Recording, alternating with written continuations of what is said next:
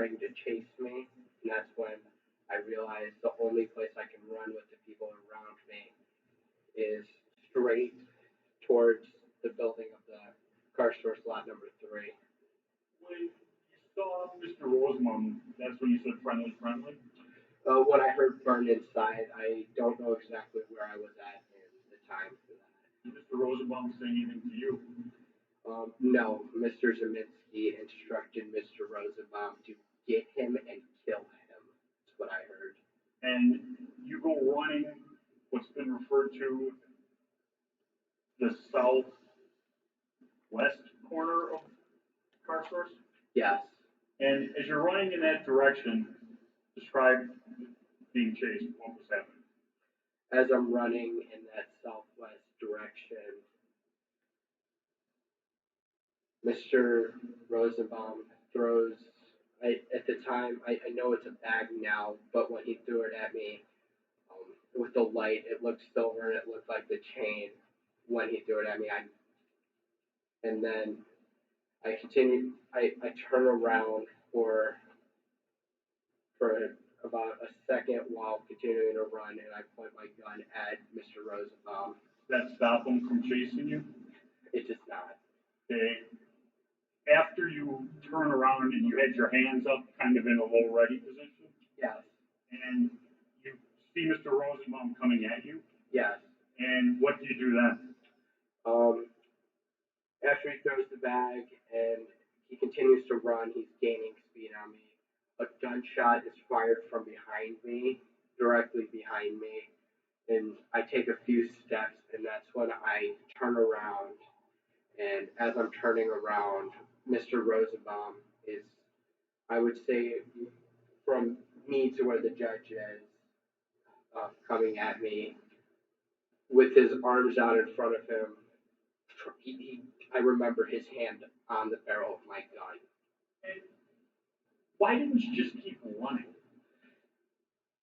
When I was over there, there were about 100 people surrounding that those cars, and there was no space for me to continue to run to. And so you turned around? Yes. And as you see him lunging at you, what do you do? I shoot him. And how many times did you shoot? I believe 4. And after you shot him, what did you do? The people around the cars that were originally there were not there anymore. They moved away, and I ran around to see if I could help Mr. Rosenbaum. And when you got to Mr. Rosenbaum, what was happening? Mr. McGinnis he took off his helmet and slammed it on the ground and took off his shirt, and I don't remember what he said. I wasn't focused on that. I was in shock, sort of. Let me back up a second. Did you know Mr. McGinnis was even around? I didn't. Okay. And he says something to you, and what do? I pull out my phone and I call Dominic Black. And you call Dominic, and what do you say? I told him I just shot somebody. I had to shoot him. And what do you do then? I now know it to be Kelly Zeminski, Joshua Zeminski. I don't know the other people who were screaming, "Get his ass! Get his ass! Get him! Get him! Get him!" And based upon that, did you feel as though you were safe to stay where you were at? I thought the safest option would be to go north down Sheridan to turn myself into the law enforcement down there. And as you head down Sheridan Road, describe what's going on. As I'm running, at first I'm in the sidewalk, and Mr. Lakowski, Jason Lakowski, is in the sidewalk, and I stop to talk to Mr. Lakowski for a brief second. I remember telling him that I just shot somebody and I need help to get to the police because the crowd, there was a mob was chasing me. And did Mr. Lakowski offer you any help? I don't remember. And what do you do then? I continued to run after hearing people were saying, cranium him, get him, kill him. People were screaming, and I just was trying to get to the police running down Sheridan Road. And you say I'm trying to get to the police. Why were you trying to get to the police? I didn't do anything wrong. I defended myself. Did you feel as though there was safety where the police were? Yes. And as you head down Sheridan Road, what's the next thing you remember? The next thing I remember is Anthony Huber striking me in the head with a skateboard. As you sit here today, do you remember talking to Gage Grosswood? Yeah, sorta, a little bit. I didn't know it was Gage Grosswood when he came up to me, but sorta. And when this individual runs up to you and gets how close? I would say within a foot. Did you shoot him? I did not. Did you point your gun at him? I did not. Why not? I didn't see him as a threat to my safety or life. Was he armed at that time? Not that I noticed. Okay. And you continue running in a northerly direction down Sheridan Road? Correct.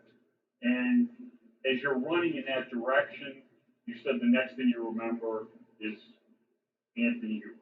Yes. Describe that. Anthony Huber, what I remember is running past Anthony Huber, and as I'm running past Mr. Huber, he's holding a skateboard like a baseball bat, and he swings it down, and I block it with my arm, trying to prevent it from hitting me, but it still hits me in the neck. And as I block it, it goes flying somewhere off in the distance. And you stop them? No. What do you do next? I keep running down Sheridan Road towards the police line. Then what happens? I get lightheaded. I almost pass out, and I stumble and hit the ground. Okay. Before you hit the ground, how many times were you struck? I believe twice. Okay. Do you remember anything about the other one?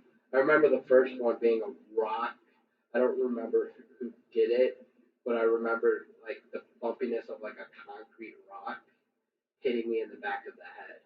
Okay. Now, after being struck with Mr. Huber's skateboard, you end up on the ground. Yes. You're on the ground. What's the first thing you remember?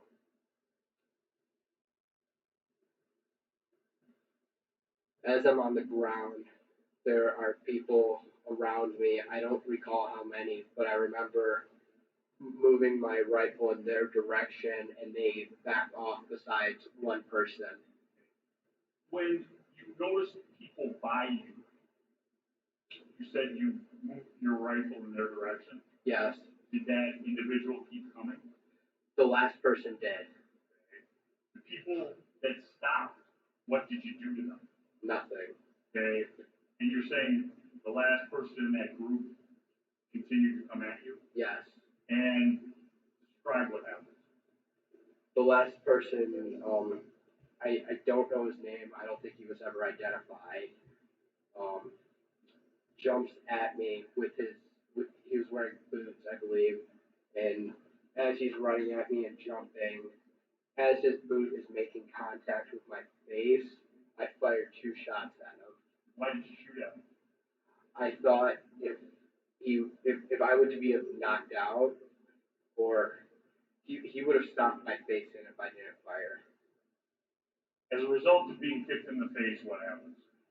Mr. Huber, immediately after I'm kicked in the face, runs up as I'm sitting up to try to get up and get to the police.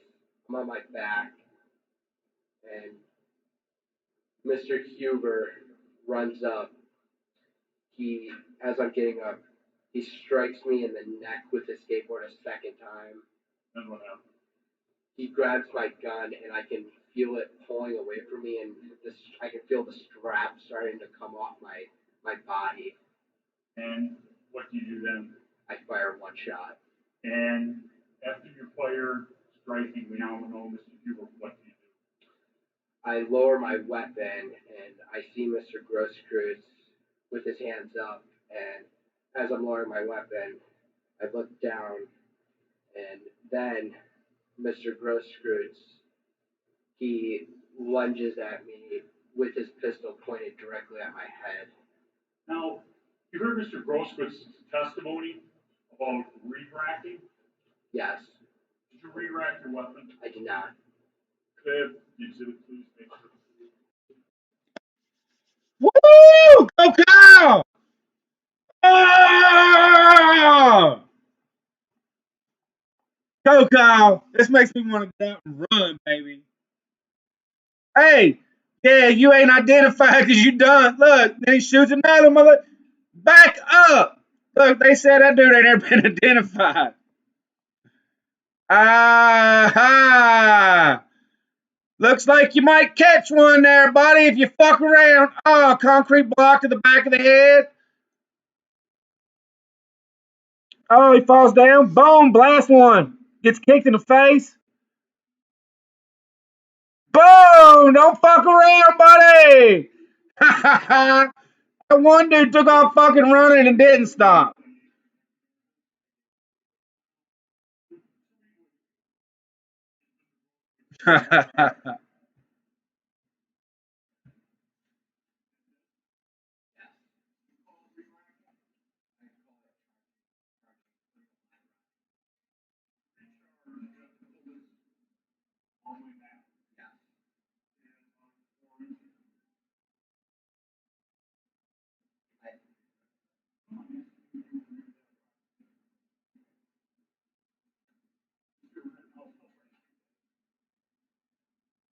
Three, 4 inches.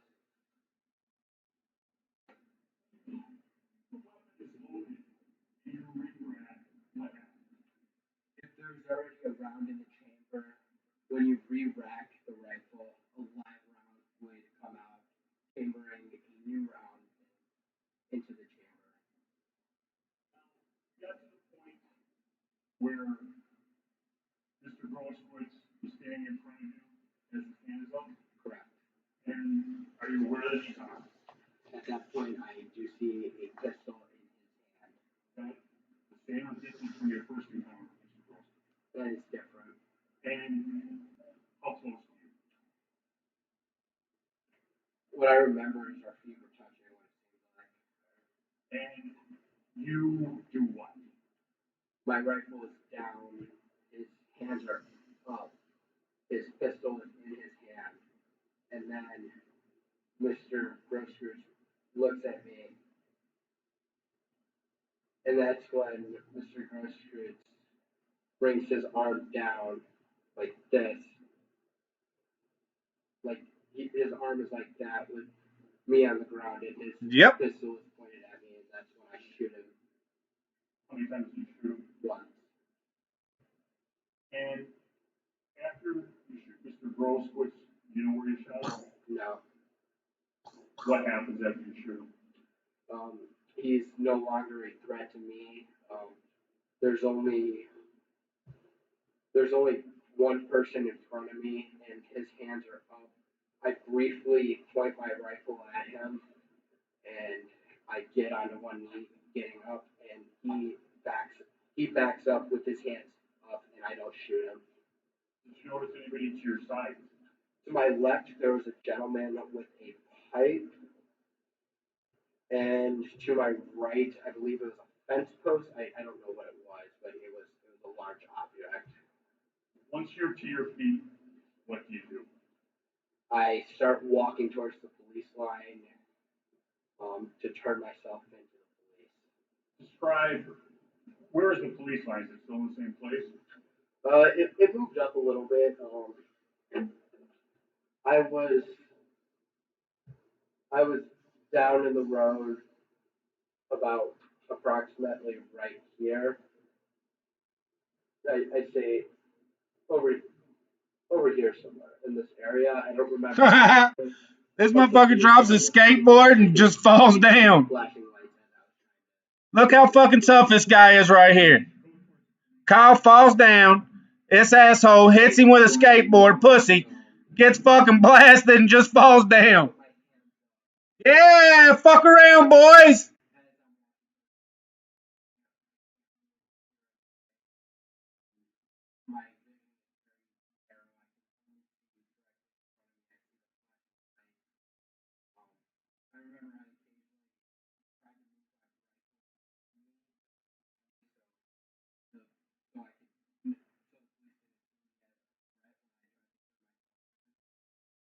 Continue to walk and walk towards the window of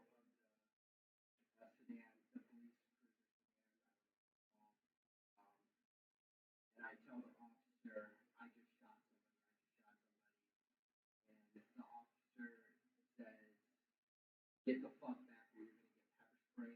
Go home, go home. And where do you go after you step back? I go to car source number 2. And now there wasn't a line there, they weren't stopping. I get there and I see. I think the first person I see is Joanne Fiedler. I don't remember exactly, but I believe that she's outside of the door. They let me inside. The door was locked, so somebody had to get the key to unlock it.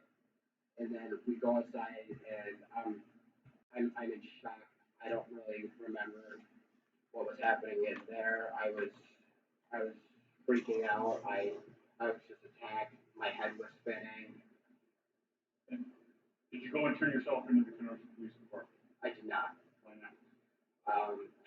The Kenosha Police Department was barricaded off with a fence, and I don't think they were accepting anybody to come to the police department at that time.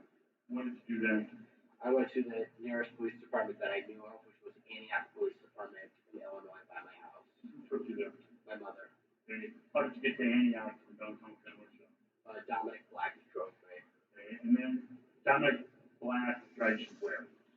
He drives me to my house in Antioch, Illinois, where I meet with my mother and sisters, and I tell them what happened. I sort of tell them what happened. I was still in shock. My head was still spinning, and then we go to the Antioch Police Department where I turn myself in. Who drove you to the Antioch Police Department? My mother. And did anybody else go there with you? Not at first. Okay. And you get to the Antioch Police Department approximately what time? I would say about an hour after the shooting.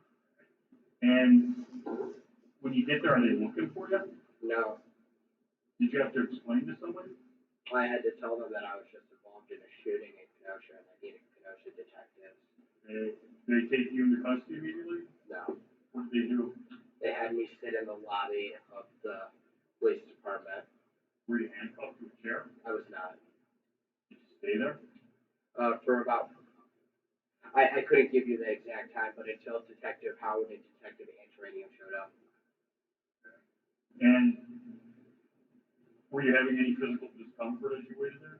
I was vomiting and having panic attacks, and my head was spinning, and I couldn't think clearly at that point. I know. Aha. Come on, old fucking picker neck. Let's see what you got. What do you want to call this guy?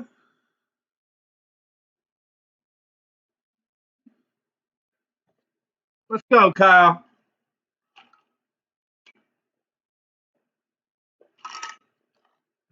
Poindexter. That's who he is. Let's go, Poindexter. Here's your chance to be famous, you fucking cocksucker.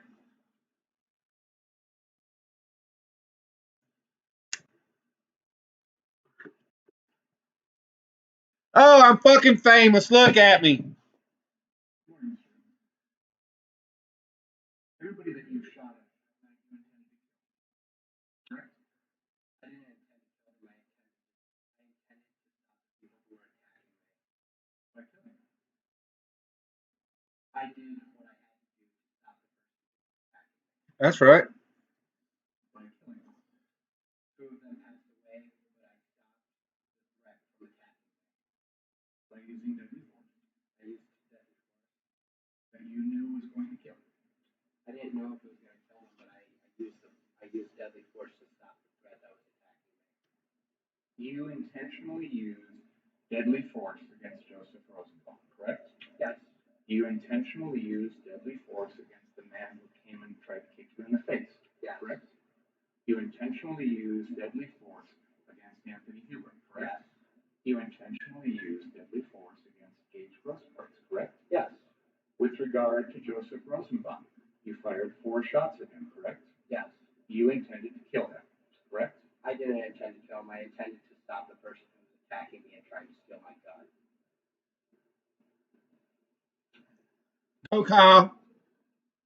Since August 25th, 2020, this is the first time that you have told your story.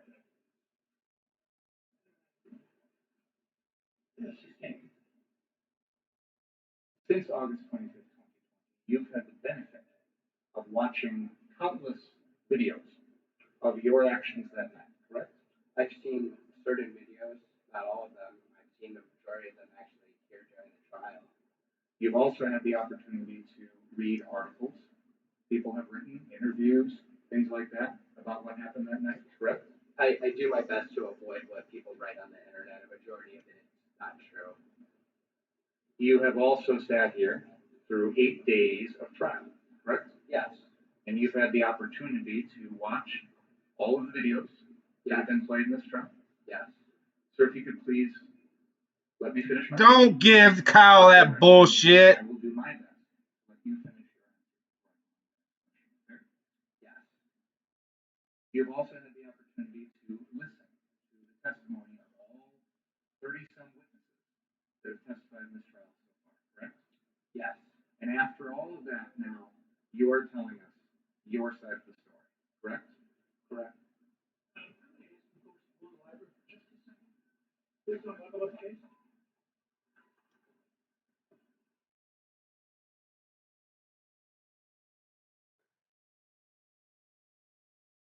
What?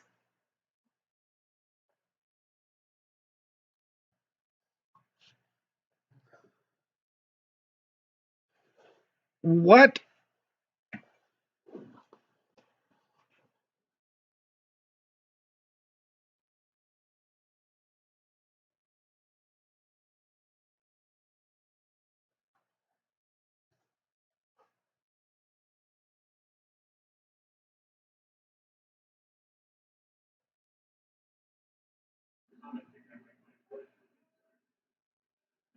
You need to account for this. Your Honor, I don't want to jury here. He's commenting on my client's right to remain silent. No, Your Honor, I am making the point that after hearing everything in the case, now he's tailoring his story to what has already been introduced. The problem is, this is a grave constitutional violation for you to talk about the defendant's silence. And that is, and you're right. Your mom said it's You're right right at her on- house. you're right Got on. 20%. And you may be over, but it's gonna stop. Understood. This is, I can't think of a case, the initial case on it, but it's, this is not permitted. All right, who else did you come in, please? Man, he got scolded. Huh? Came and watched the trial.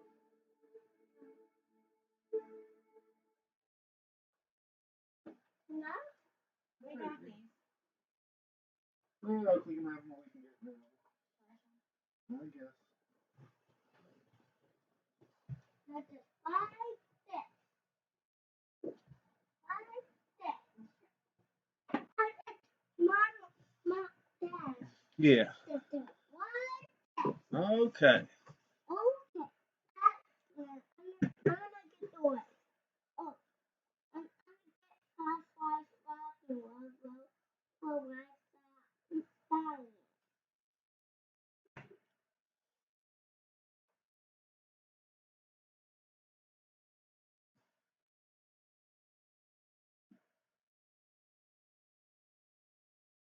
It's coming. Mm-hmm. To know what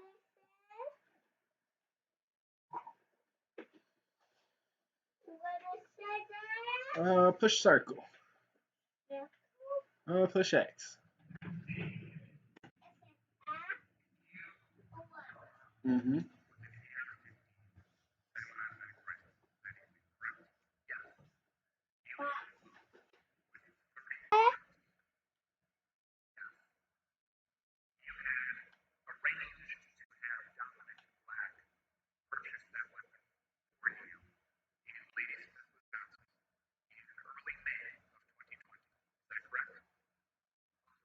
No.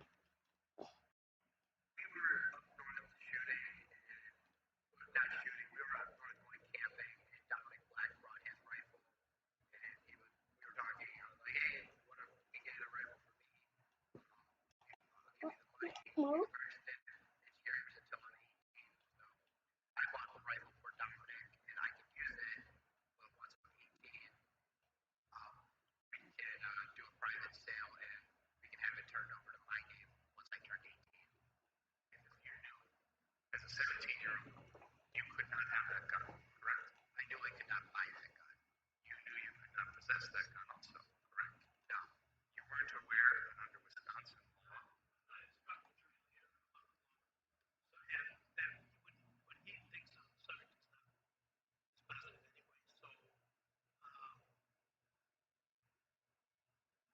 Yeah. But he could carry the gun.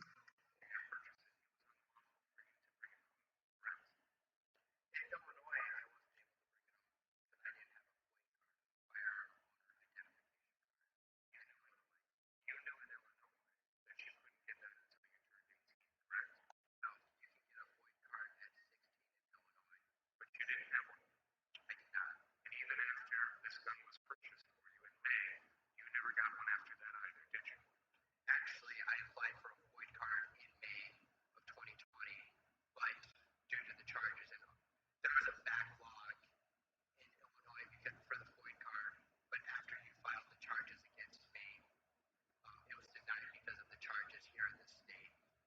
You found out about that after you were criminally charged in this case. I found out about this in November of 2020. A letter was sent to my own president. So you knew that without that FLID card, the gun could not go back to your residence in Illinois, correct? Correct. You agree that the gun would be kept at Dominic Black's stepfather's house here in Kenosha, correct? Because he had a safe, yes. And you agree that you wouldn't have access to that gun, correct? We agreed that the only time I would use the gun is when I was with him and we would go to like the Bristol shooting range or up north to his land. But the only time prior to the night of August 25th That's Kyle. that you ever used something Lady Smith, correct? Correct. So you didn't go to the Bristol shooting range ever. I did. Not with that rifle, but I did. Pay attention to my question, please. You didn't ever go to the Bristol shooting range with that gun, correct? Correct. And you picked out that gun because Dominic had it, correct? Yeah.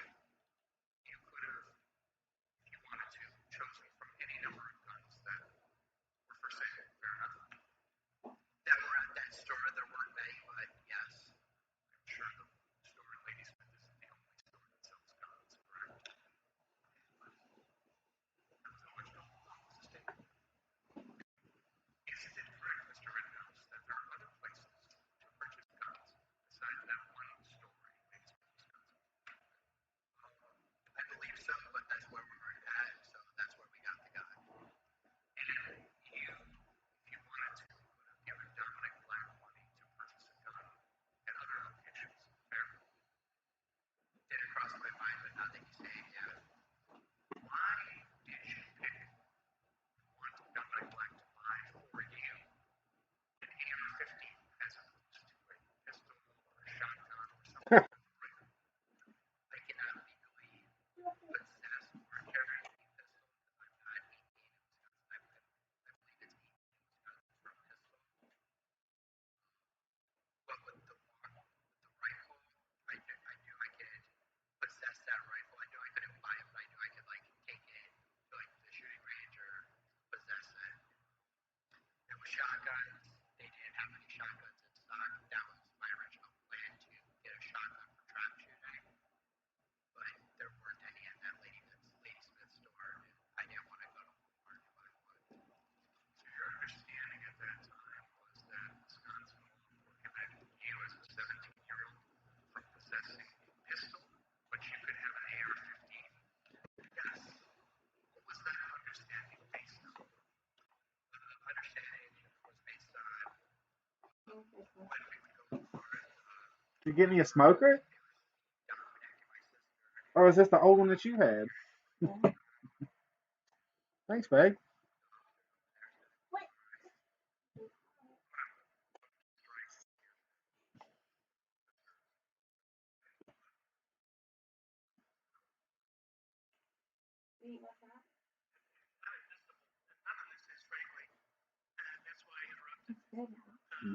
I'm gonna eat two of them. Tastes like coffee. Tastes like fucking hot.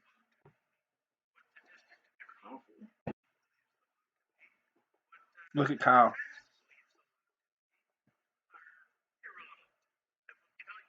The judge is yelling at this guy again.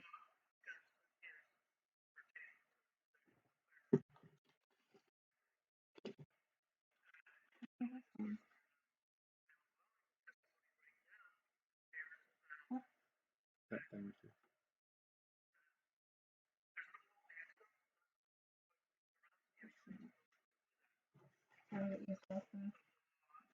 It's old.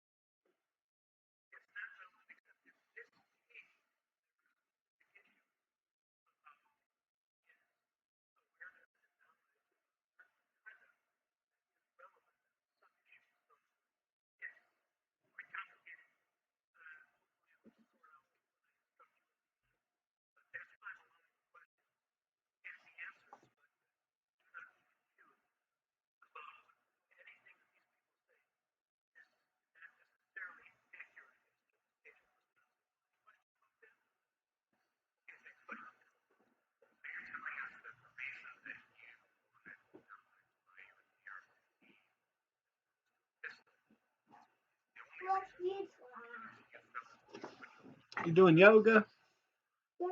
Yoga like this. Push down like this. And then push these two.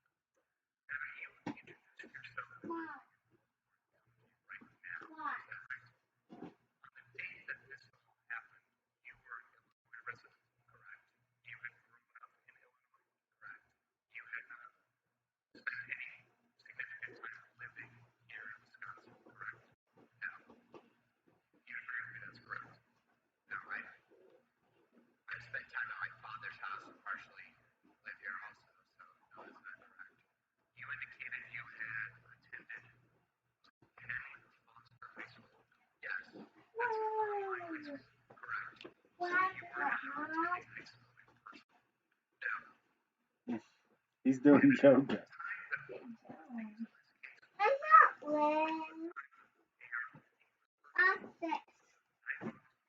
Oh, that gets you hurt. Good job.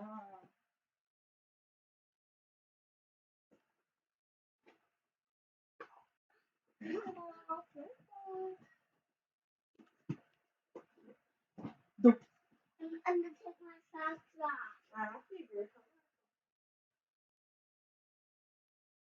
Adam, Nice. Adam, Sure.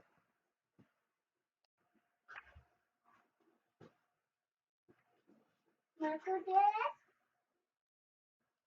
Are you off now? Yeah.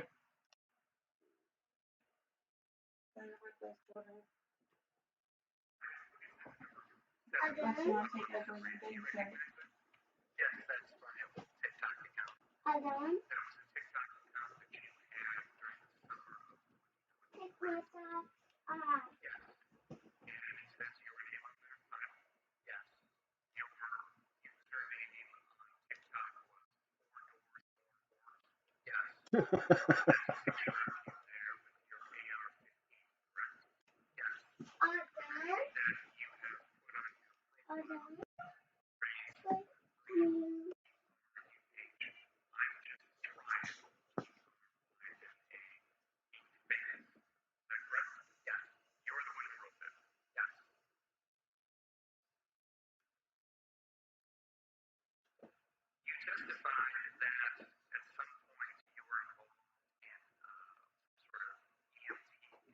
It makes it taste stale at the end, don't it? At the end of the hit.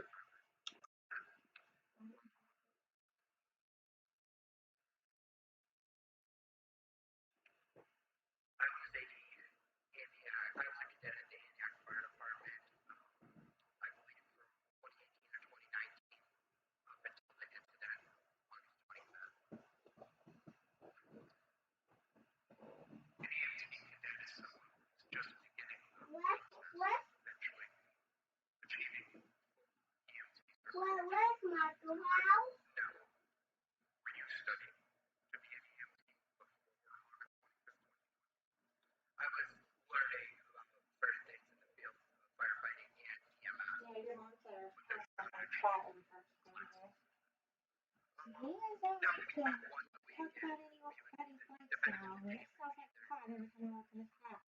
What about somebody's lifestyle, do I say? I don't say nothing about anybody else's life.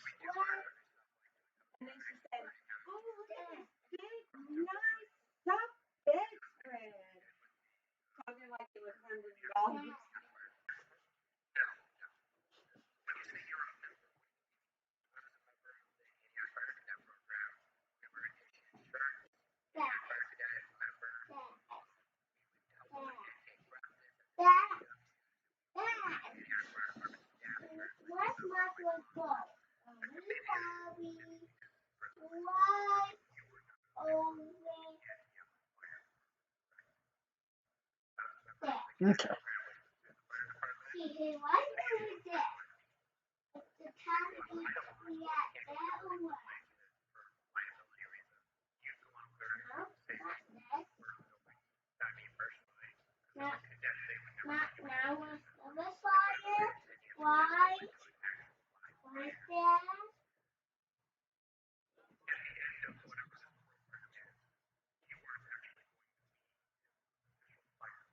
Hey, let me in my car.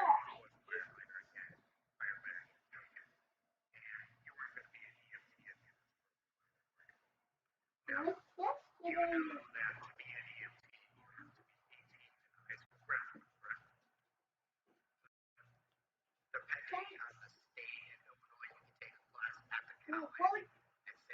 He said junk house. He said Michael house. Or what? Michael house? Mm-hmm.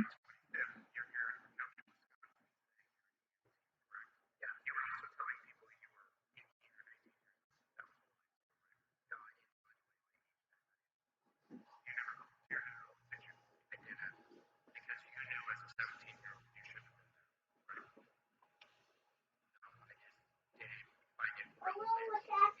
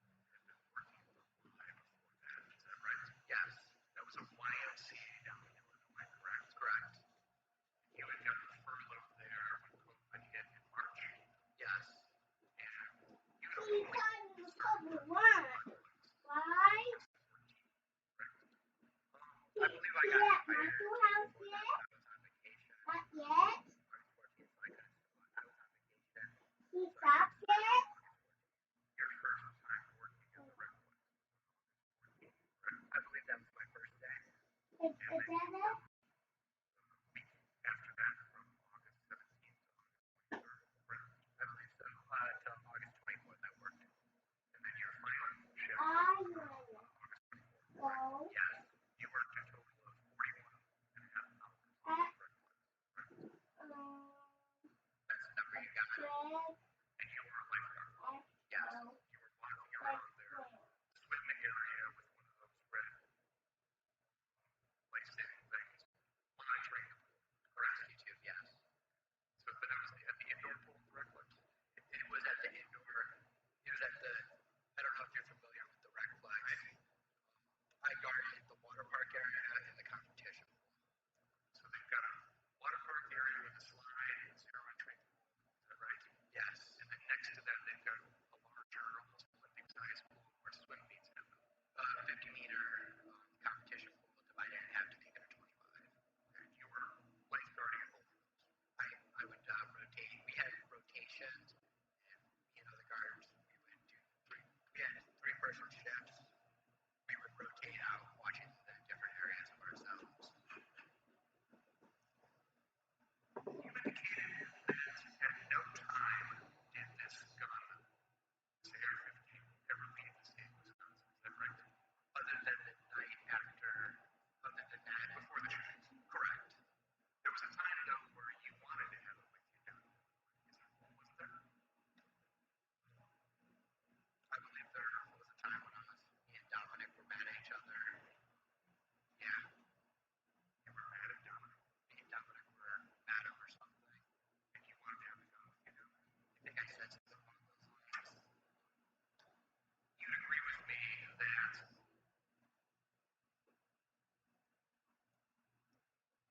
for a second here.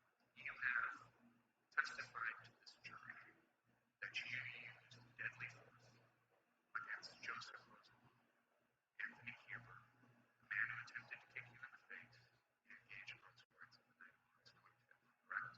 Yes. And you did that because you felt that your life was in danger from those four people, correct? Yes. Telling this jury that your mind justified to use deadly force to protect your life, correct? Yes. You agree with me that you were not allowed to use deadly force to protect Ben Carson's building. I wasn't using deadly force to protect the property. I used deadly force to protect myself. Please listen to the question. You agree with me that you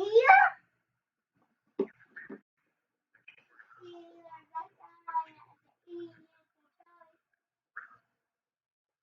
Yes.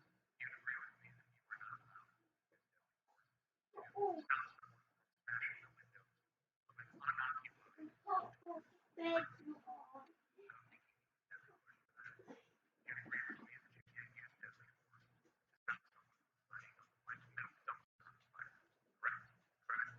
You agree with me that you can't use deadly force to stop someone from tipping over a porta potty. Correct? Correct.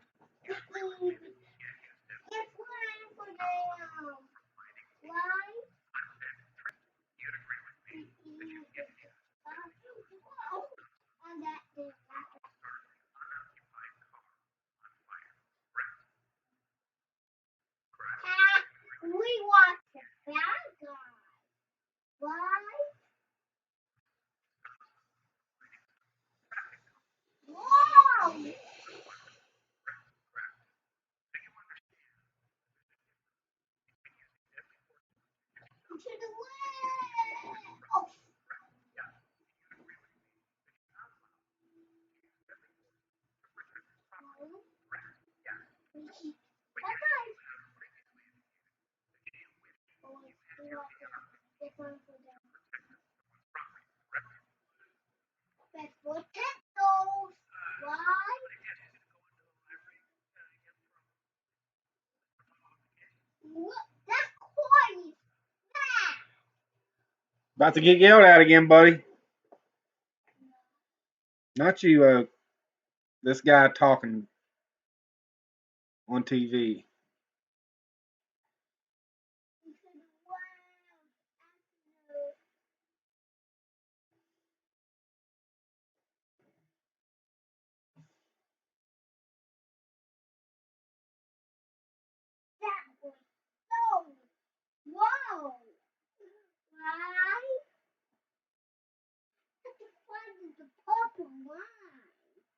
Mm-hmm. Is that what? Right? Let's try. Yeah, yes, Father Dan. And then, there's some line. Be the mystery. Right? Be the mystery.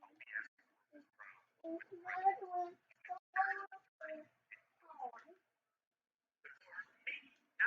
to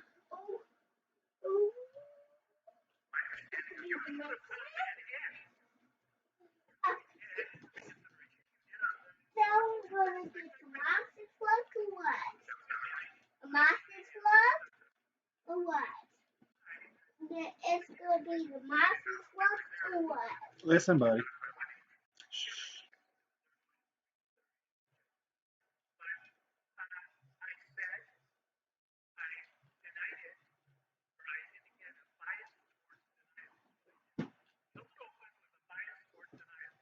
Why would you think that that made it okay for you without any advance notice to bring this matter before the jury? You are already, for 40 years, 50 years, I have no idea why you would do something like that. And it gets, well, I'll leave it. So I don't know what you're up to. Yes.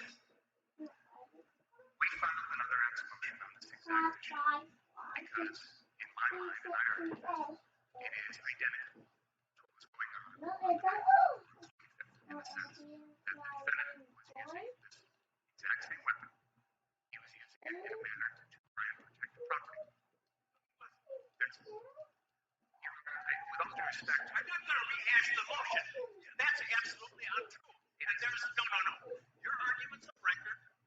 My comments are of record, and why I ruled as I did is of record. There's nothing that I heard in this trial that suggests that anything changed. And your assumption that you know more than I did at the time. You should have come to the court and say, I want to go into this. Why you would think that you could go into it without any advance notice to the court, I don't understand that. And as the defense is pointing out, you're an experienced trial lawyer, and this should not have been gone into.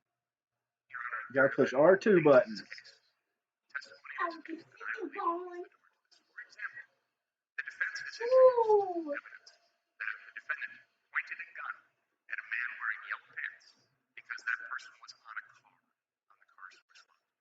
Now, there's no justification I can think of why the defendant would point that gun at someone. The defendant has just testified this morning that he agreed with that person in the yellow pants that he pointed the gun at him. He said I was joking when I said that to the guy in the yellow pants, but he said he's acknowledged that he told the person in the yellow pants, yeah, you're right. I did point a gun at you when you were sitting on a car. Exactly. So he's agreeing. May I finish, please? I'd like to have a chance to make a record if I could without being interrupted. If that's okay. He has mentioned that he's acknowledged that he's used this gun to protect property. He's also just acknowledged that he knows he can't do that. I am attempting to impeach him now with the prior August 10th incident, 15 days prior, involving the same gun, where he is threatening to use that gun to protect property. It goes to Your Honor, he is saying he wished he did so he could shoot people. There's a lot of difference in commenting about something when you haven't got a gun.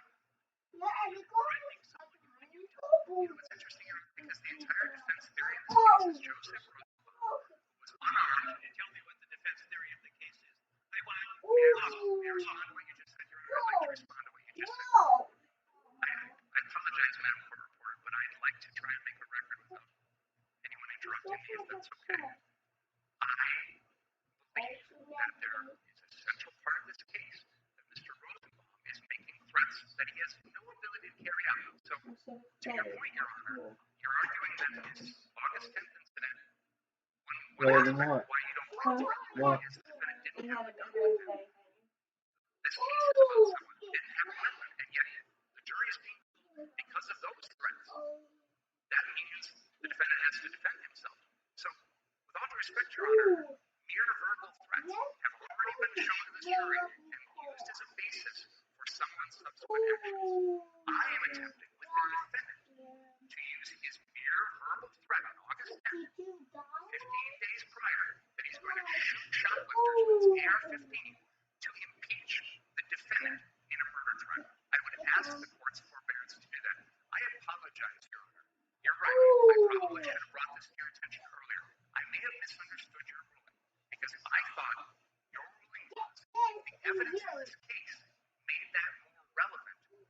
would admit it, or at least consider it an admittance.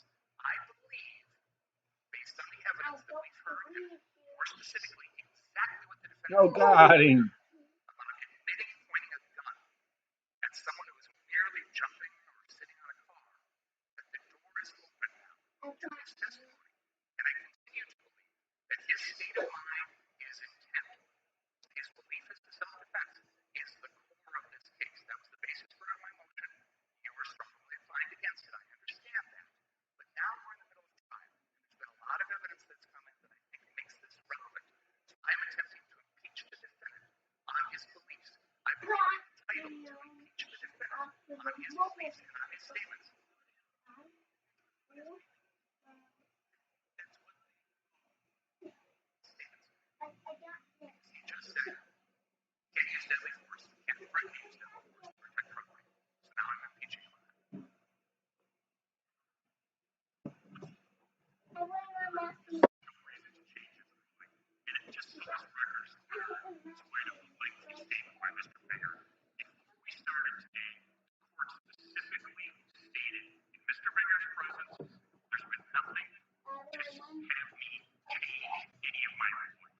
There have been numerous occasions during this trial where they opened the door. The one time when they're going into Mr. Rosenbaum's prior, the reason he doesn't like guns, and I said something, I whispered in Mr. Krause's ear, it's because of the prior convictions. Please stop, and he did. He knows if you're going to go into something that's been excluded in a pretrial order, you better ask the court, you better get permission.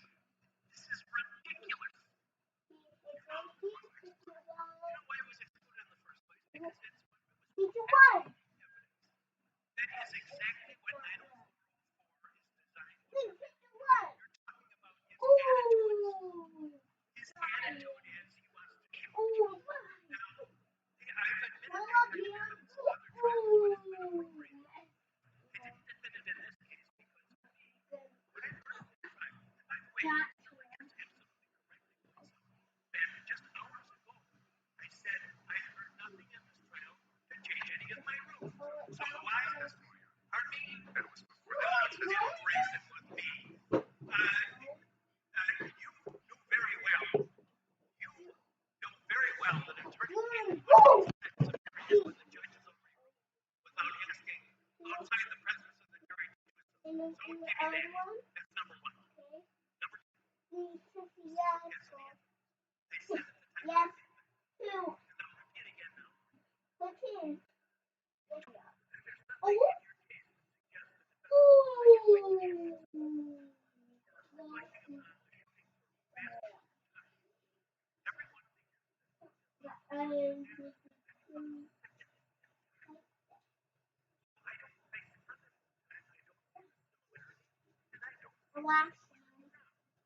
if it's not similar, that's the whole rule.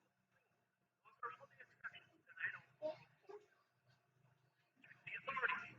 We can run out of Judge Weinstein. Run all the garbage. Go back to school, babe.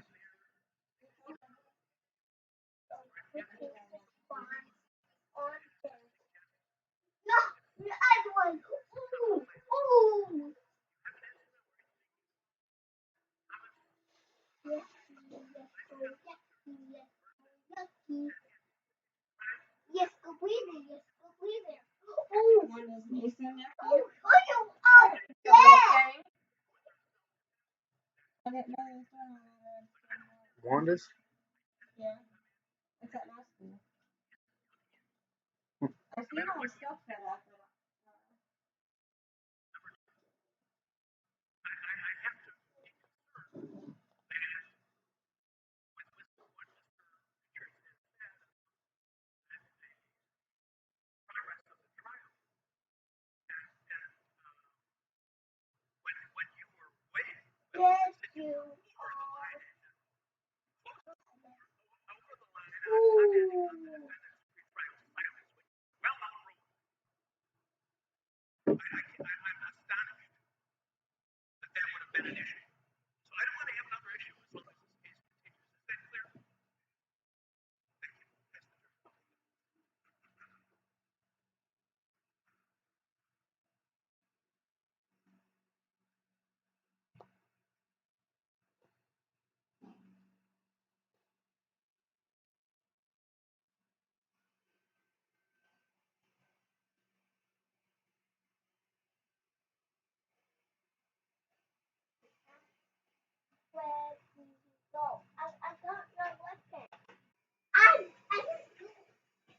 Don't. You got to use the back button, and it aims at him.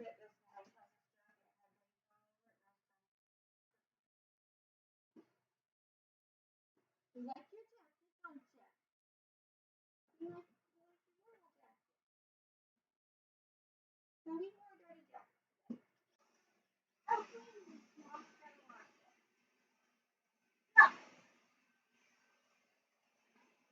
No.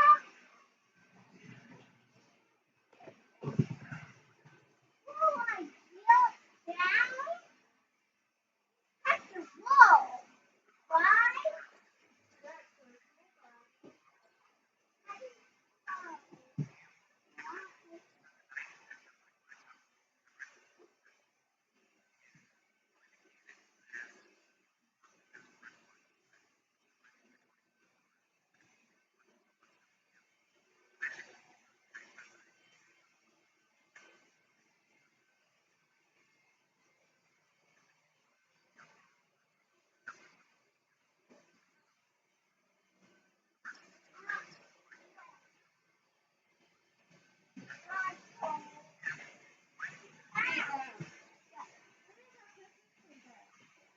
No.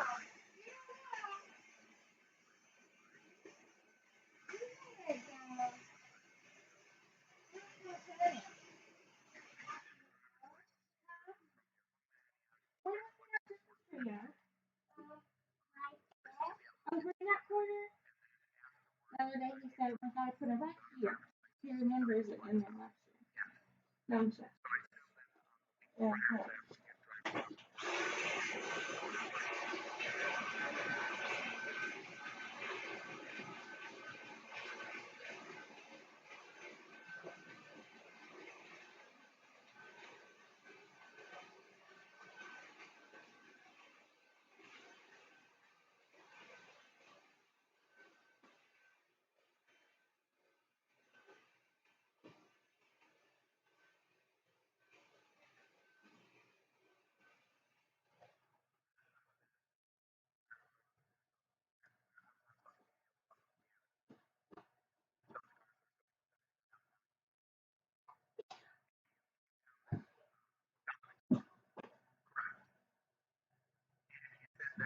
My toy is fast. Whoa! Whoa!